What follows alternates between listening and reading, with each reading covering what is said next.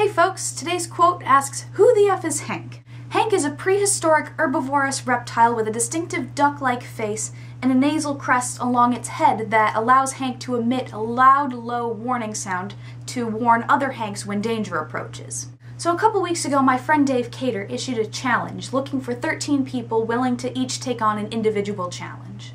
Admittedly, I was a little skeptical at first, but eventually my curiosity won out and I submitted to be one of the 13.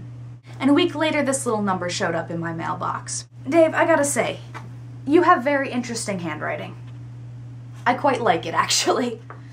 Dear number 4, correct me if I'm wrong, but wasn't there a book written about you? Clearly you carry a high level of importance, but we knew that from day 1 of your life. This was the same for all 13 of you, and while you may not know the others who you share these adventures with, you are all connected together. So the number 4 does have a strong presence in society these days. It's a nice number, and it fits when we think of enjoyable moments such as the Beatles, the Fantastic Four, the Four Horsemen, Tetris, and Tom Baker.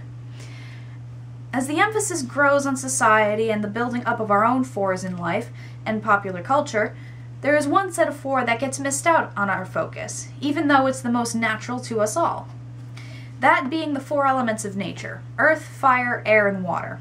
We are so used to using these elements as a subconscious means of keeping ourselves alive through breathing, cleaning, warmth, and shelter that the focus is often taken away when it's most natural to us. So what I ask of you is to give nature her focus once again and look into her great prides, what makes all 4 of these elements significant and special that we can't do without them as they remain in balance. Have a think about what you give back to these elements, for we take them for granted and they never ask anything in return. Make friends with nature, like you would a person. While time has seen an evolution of humankind into a strong and dominating force on the planet, nature has always been at our side. She offered us gifts of these elements, and we have used them to our full abilities, but continue to take from nature to the point that we fear losing the most natural things to us, that only some will miss when it is gone.